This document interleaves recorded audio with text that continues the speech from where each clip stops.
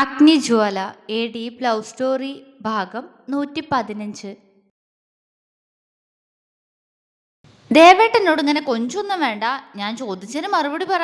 എന്താ അമ്മായിയോട് പറഞ്ഞതിന്റെ അർത്ഥം? എന്തിനാ അങ്ങനെ പറഞ്ഞേ? ദേവേട്ടന്റെ അശ്രദ്ധയാ, അതുകൊണ്ട് അതിന്റെ പരിഹാരം ഉടനെ കണ്ടോളാന്ന്.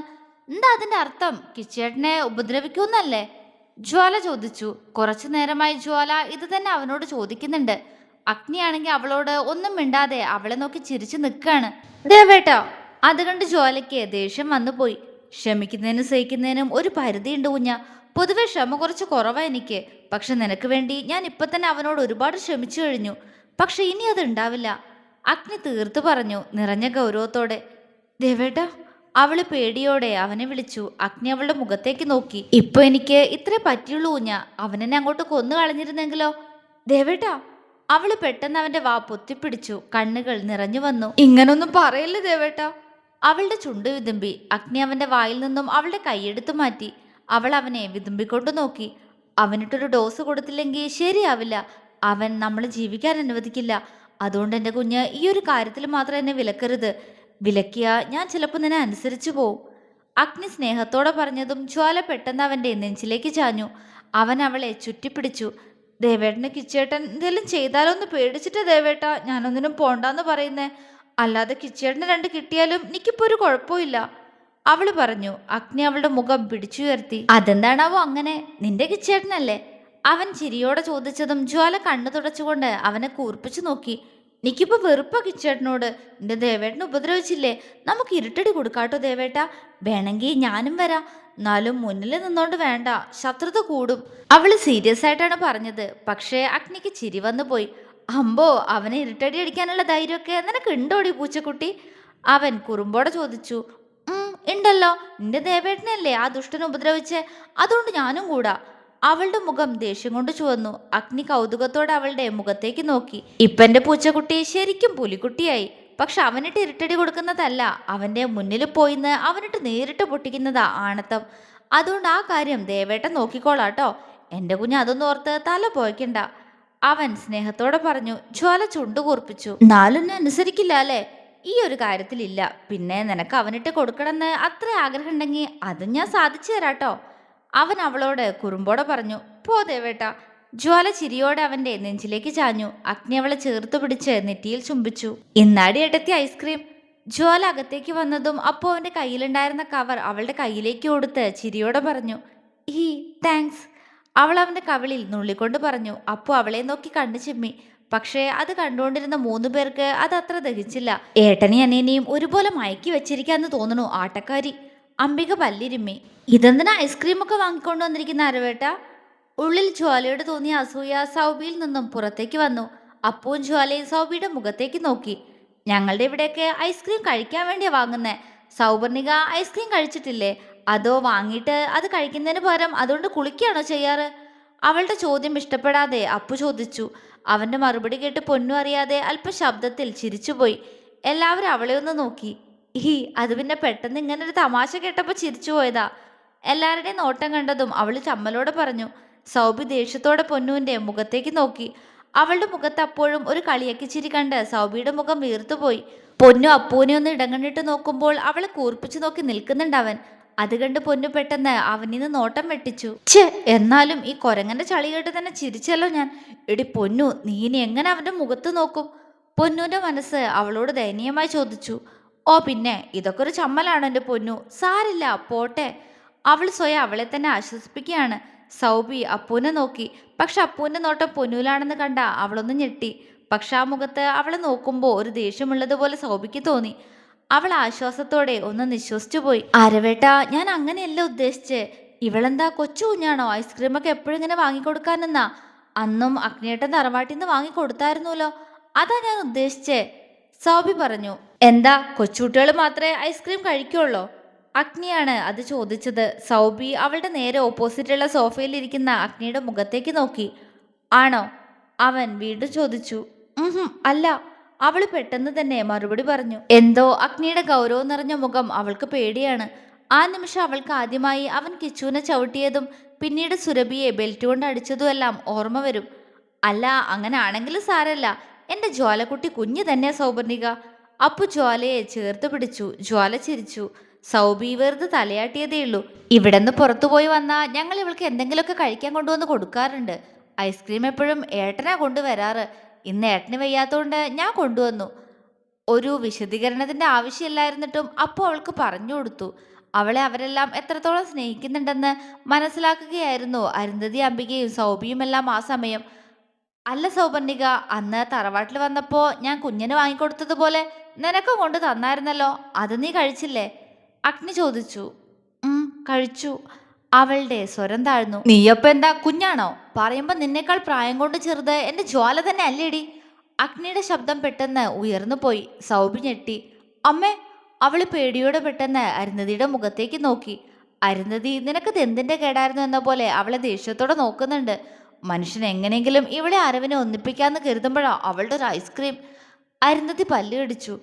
സോറി അഗ്നിയേട്ടാ, അത് ഞാൻ വെറുതെ ചോദിച്ചതാ, അല്ലാതെ ഇവൾക്ക് വാങ്ങിക്കൊടുത്തതുകൊണ്ട് അസൂയ കൊണ്ടൊന്നല്ല. സൗബി വല്ലായ്മയോടെ പറഞ്ഞു. വെറുതെ ആണെങ്കിലും ഇനി അല്ല കാര്യമായിട്ടാണെങ്കിലും എൻ്റെ കുഞ്ഞിന് ഇവിടെ ആരെങ്കിലും എന്തെങ്കിലും വാങ്ങിക്കൊടുക്കുന്നത് ആരും ചോദ്യം ചെയ്യേണ്ട ആവശ്യമില്ല. അഗ്നി തീർത്തും പറഞ്ഞു. സൗബി തലയാട്ടി. ആ, അതാണ്. നീ പോയി കഴിക്കടി ഏട്ടത്തി. രണ്ടെണ്ണം ഉണ്ട്. ഒന്നതേ ഐസ്ക്രീം കൊണ്ട് കുളിക്കുന്ന ഇവൾക്ക് എന്നെ കൊടുത്തേക്ക്. രണ്ടും നിനക്ക് വേണ്ടി വാങ്ങിയതാ. ഇവരൊന്നും ഇവിടെ ഉണ്ടെന്ന് എനിക്ക് അറിയില്ലായിരുന്നല്ലോ.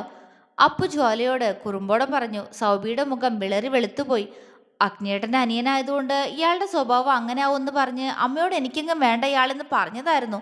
പക്ഷെ ആരവ് പാവാണ്, തേങ്ങയാണ്, സ്നേഹമുള്ളവനാണ് എന്നൊക്കെ പറഞ്ഞ് എൻ്റെ മനസ്സിൽ ഇയാളെ കയറ്റി വെപ്പിച്ചത് അമ്മ. ഇല്ലെങ്കിൽ ഇപ്പൊ രണ്ടും പറഞ്ഞേനെ ഞാൻ. സൗബി ദേഷ്യത്തോടെ മനസ്സിൽ പറഞ്ഞു. കൈകൾ സോഫയിൽ മുറുകി. ജ്വാല അവളുടെ മുഖത്തേക്ക് നോക്കി. പൊന്നു പറഞ്ഞത് എത്രത്തോളം ശരിയാണെന്ന് ഓർക്കുകയായിരുന്നു ജ്വാല. സൗബിയുടെ മുഖത്ത് നിറഞ്ഞു നിൽക്കുന്നത് തന്നോടുള്ള ദേഷ്യവും അസൂയാണെന്ന് അവൾക്ക് ഉറപ്പായി. പക്ഷേ എന്തിനു വേണ്ടി? എന്നെ ആരും സ്നേഹിക്കാൻ പാടില്ലേ?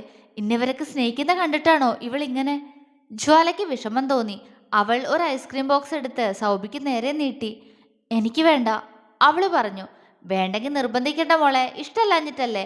മോഹനാണ് അത് പറഞ്ഞത്. ജ്വാല അയാളുടെ മുഖത്തേക്കൊന്ന് നോക്കി. ആ മുഖത്ത് കുറുമ്പ് പിടിച്ചൊരു ചിരി. അത് കണ്ട് അവൾക്ക് ചിരി വന്നു പോയി. അല്ലെങ്കിലും എന്നെ ആരും ഒന്നും പറയുന്നത് ഇവിടെ ആർക്കും ഇഷ്ടമല്ല. അവള് ചിരിയോടെ ഓർത്തു. എന്നാ അതെനിക്കിതാ ജ്വാല. പൊന്നു ജ്വാലയ്ക്ക് നേരെ കൈനീട്ടി. അവള് ചിരിയോടെ ഐസ്ക്രീം ബോക്സ് അവൾക്ക് നേരെ നീട്ടി. അപ്പു പൊന്നൂനെ നോക്കി കണ്ണുരുട്ടി. അത് ഞാൻ വാങ്ങിയതാ, അവൻ കനത്ത സ്വരത്തിൽ പറഞ്ഞു. അതിനെന്താ, അത് കഴിക്കാൻ പാടില്ലേ? അവള് കൂസാതെ ചോദിച്ചു. അപ്പു അവളോട് എന്തോ പറയാനൊരുങ്ങിയതും അഗ്നി അവനെ ശാസനയോടെ നോക്കി. അത് കണ്ട് അപ്പു ചവിട്ടിത്തുള്ളി അവന്റെ റൂമിലേക്ക് നടന്നു. അപ്പേട്ടൻ എങ്ങോട്ടാ? പൊന്നു കുറുമ്പോട് അപ്പുവിനോട് വിളിച്ചു ചോദിച്ചു. ചിത്രയും മോഹനും സൗബി അരുന്ധതിയും അവളെ മിഴിച്ചു നോക്കി. അഗ്നിയും ജ്വാലയും മാത്രം ചിരിക്കാതിരിക്കാൻ കഷ്ടപ്പെടുന്നുണ്ട്. അപ്പു അവളെ തിരിഞ്ഞൊന്നു നോക്കി. എങ്ങോട്ടാ അപ്പേട്ടാ? അവളവൻ വാങ്ങിയ ഐസ്ക്രീം കഴിച്ചുകൊണ്ട് അവനെ നോക്കി ഇളിച്ചു കൊടുത്തു. ആരടി നിന്റെ അപ്പേട്ടൻ? നിന്നോട് ഞാൻ പലതവണ പറഞ്ഞിട്ടുണ്ട് എന്നെ അങ്ങനെ വിളിക്കരുതെന്ന്. അവൻ കലിയോടെ അവൾക്കടുത്തേക്ക് പാഞ്ഞു വന്നു. നല്ല ഐസ്ക്രീം അപ്പേട്ടാ, കഴിച്ചു നോക്ക്. പൊന്നവൻ പറഞ്ഞതിന് മറുപടി പറയാതെ കുറുമ്പോടെ കുറച്ച് ഐസ്ക്രീം എടുത്ത് പെട്ടെന്ന് അപ്പുവിന്റെ വായിലേക്ക് തേച്ചു കൊടുത്തു. അത് കണ്ടുനിന്ന ജ്വാലയും അഗ്നിയും മോഹനും ചിത്രയും പൊട്ടിച്ചിരിച്ചുപോയി. അപ്പു വായിൽ ഐസ്ക്രീം വെച്ച് അവളെ തറപ്പിച്ചു നോക്കുന്നുണ്ട്. എങ്ങനെയുണ്ട്, കൊള്ളാവോ അപ്പേട്ടാ? അവൾ ചോദിച്ചു. അപ്പു ആണെങ്കിൽ അവളോട് മറുപടി പറയാൻ വേണ്ടി അവൾ വായിൽ വെച്ച് തന്ന ഐസ്ക്രീം ഇറക്കണോ അതോ തുപ്പണോ എന്നറിയാതെ നിൽക്കുകയാണ്. അവളെ നാല് പറയാനുള്ള കലിയുണ്ടായിരുന്നു അവന്. എന്നോട് എന്തെങ്കിലും പറയാനുണ്ടെങ്കിൽ അത് ഇറക്കണ്ട അപ്പേട്ടാ. അത്രയും പറഞ്ഞപ്പോഴേക്കും പൊന്നൂൻ ചിരിച്ചു പോയിരുന്നു.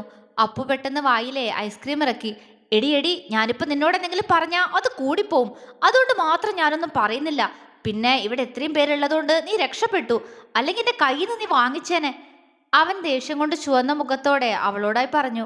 അങ്ങനെയാണോ? എന്നാ ഇപ്പൊ പറയണ്ട അപ്പേട്ടാ, ഞാൻ കുറച്ചു കഴിഞ്ഞിട്ട് റൂമിലേക്ക് വരാം. അവിടെ വെച്ച് സ്വകാര്യമായിട്ട് പറഞ്ഞാ മതി. അവൾ ഇല്ലാത്ത നാണത്തോടെ പറഞ്ഞു. അയ്യേ. അപ്പു അവളിൽ നിന്ന് അല്പം നീങ്ങി നിന്നു. എന്താ അപ്പേട്ടാ, ഞാൻ റൂമിൽ വരണോ? അവൾ കുറുമ്പോടെ ചോദിച്ചു. അപ്പു ഹാളിലുള്ള എല്ലാവരെയും ഒന്ന് നോക്കി. അരുന്ധതി സൗബി ഒഴികെ ബാക്കി എല്ലാവരും അവരുടെ സംസാരം കേട്ട് ചിരിയോടെ ഇരിക്കുകയാണ്. അവൻ പൊന്നൂനെ തറപ്പിച്ചെന്ന് നോക്കി. ആഹാ, അത്രയ്ക്ക് ധൈര്യം ഉണ്ടെങ്കിൽ എൻ്റെ റൂമിലേക്ക് വാടി, നീ കാണിച്ചു തരാം ഞാൻ. അപ്പു അവളെ വെല്ലുവിളിച്ചു. അവൾ മറുപടിയായി ഒന്ന് ചിരിച്ചതേയുള്ളൂ. എങ്കിലും മനസ്സപ്പോഴേക്കും ദയനീയമായിരുന്നു. ഈശ്വര, ഈ മരപ്പെട്ടി ഇങ്ങനെ പറഞ്ഞു കളഞ്ഞല്ലോ. വരണ്ടാന്ന് പറയുന്നു കരുതിയിട്ട്. അയ്യേ, ഇനി പോയില്ലെങ്കിൽ ജീവിച്ചിരുന്നിട്ട് കാര്യമില്ല. ഇവന്റെ മുന്നിൽ തോറ്റതുപോലെ ആവൂലേ? ആ, പോവെന്നെ. പൊന്നൊന്ന് നിശ്വസിച്ചുകൊണ്ട് മനസ്സിൽ പറഞ്ഞു. എങ്കിലും ധൈര്യമുള്ളതുപോലെ അവനെ നോക്കി പുഞ്ചിരിച്ചു അവൾ. അത് കണ്ട് അപ്പു ചാടിത്തുള്ളി റൂമിലേക്ക് നടന്നു. ചിത്തിരയും ജ്വാലയും അഗ്നിയും പൊട്ടിച്ചിരിച്ചു. നീയാള് കൊള്ളാലോടി പെണ്ണെ, കുറുമ്പിയാണല്ലോ. പൊന്നുവിന്റെ തലയിൽ തലോടി ചിത്തിര ചിരിയോടെ പറഞ്ഞു. അഗ്നിയും ജ്വാലയും അത് കണ്ട് പുഞ്ചിരിച്ചു. അമ്മയ്ക്ക് എന്നോട് ദേഷ്യമൊന്നും തോന്നരുത്, ഞാൻ വെറുതെ ആളെ ദേഷ്യം പിടിപ്പിക്കാൻ വേണ്ടി ഓരോന്ന് പറയാ. പൊന്നു ചിത്തുവിനോട് പുഞ്ചിരിയോടെ പറഞ്ഞു. പക്ഷേ അവളുടെ അമ്മ എന്ന വിളിയിൽ മാത്രം ഉറച്ചുപോയി ചിത്തുവിന്റെ മനസ്സ്. അവരവളെ നോക്കി നിറഞ്ഞു പുഞ്ചിരിച്ചു. മോഹനും ചിത്തുവിനും ജ്വാല പറഞ്ഞ് പൊന്നുവിന്റെ സ്വഭാവം നന്നായിട്ട് അറിയാവുന്നതാണ്. അപ്പുവിനോട് തമാശയ്ക്ക് അങ്ങനെയൊക്കെ പറഞ്ഞതാണെങ്കിലും അവളുടെ സംസാരവും കുറുമ്പും എല്ലാം കണ്ടപ്പോ അഗ്നിക്ക് ജ്വാല ചേരുമെന്ന് തോന്നിയതുപോലെ തന്നെ അവർക്കുള്ളിൽ അപ്പുവിന്റെ പാതിയുടെ സ്ഥാനത്തേക്ക് പെട്ടെന്ന് പൊന്നുവിന്റെ മുഖം കടന്നു വന്നു. എല്ലാം കണ്ടിരുന്ന അംബികയുടെ ചുണ്ടിൽ വിജയച്ചിരി വിരിഞ്ഞു. എന്റെ ഈശ്വര, എന്റെ മോളായതുകൊണ്ട് പറയല്ല, അവളൊരു മിടുക്കി തന്നെ. എത്ര പെട്ടെന്ന് അവൾ എല്ലാരെയും അവളുടെ വരുതിയിലാക്കിയേ. ഇനി ഞാൻ ആഗ്രഹിച്ചതൊക്കെ പെട്ടെന്ന് നടക്കുമെന്ന് തോന്നണു. പൊന്നുവിനെ തന്നെ നോക്കി നിൽക്കുന്ന ചിത്തിരയെ നോക്കി അംബിക കുടിലതയോടെ ചിരിച്ചു. എന്നാൽ അതെല്ലാം കണ്ടുകൊണ്ടിരുന്ന അരുന്ധതിയുടെയും സൗബിയുടെയും മുഖം ദേഷ്യം കൊണ്ട് വലിഞ്ഞു മുറുകി. അരുന്ധതി പൊന്നുവിനെ വെറുപ്പോടെ നോക്കി. എന്ത് വൃത്തികെട്ട പെണ്ണ ഇവള്, ഒരു പരിചയമില്ലാത്തൊരു ചെക്കനോട് ഇങ്ങനെ ശൃംഗരിക്കാൻ ഇവൾക്ക് നാണം വേണ്ടേ? അവര് പുച്ഛത്തോടെ ഉള്ളിൽ പറഞ്ഞു. സൗബിയുടെ നോട്ടവും പൊന്നുവിൽ തന്നെ ആയിരുന്നു. എന്തിനാ ഇവൾ ആരവേട്ടനോട് ഇങ്ങനെയൊക്കെ സംസാരിക്കുന്നേ? സൗബി ആലോചിച്ചു. ആരവേട്ടൻ എന്തായാലും ഇവളെ ഇഷ്ടല്ല, അതാള് സംസാരിക്കുന്ന കാണുമ്പോൾ തന്നെ മനസ്സിലാവുന്നുണ്ട്. എങ്കിലും എൻ്റെ ആരവേട്ടനോട് അവള് ഓവർ ഫ്രീഡം എടുക്കുന്ന എനിക്ക് ഇഷ്ടാവുന്നില്ല. സൗബിക്ക് അവളുടെ ദേഷ്യം കൺട്രോൾ ചെയ്യാൻ സാധിക്കുന്നുണ്ടായിരുന്നില്ല. ഇത്രയും നേരവും ചിത്തിര സൗബിയോട് സംസാരിച്ചിരുന്നെങ്കിലും അവർക്ക് പൊന്നുവിനോടൊരു ഇഷ്ടക്കൂടുതൽ ഉള്ളതുപോലെ അവളോട് അവർ പെരുമാറുന്ന രീതിയിൽ നിന്ന് സൗബിക്ക് തോന്നി തുടങ്ങിയിരുന്നു. അതിപ്പോ പൊന്നുവിനെ തന്നെ നോക്കി നിൽക്കുന്ന അവരെ കണ്ടപ്പോ അവൾക്ക് ഉറപ്പാവുകയും ചെയ്തു. എങ്കിലും ആരവൻ ഏത് വിധേനയും താൻ സ്വന്തമാക്കുമെന്ന് സൗബി മനസ്സിൽ ഉറപ്പിച്ചു. തുടരും.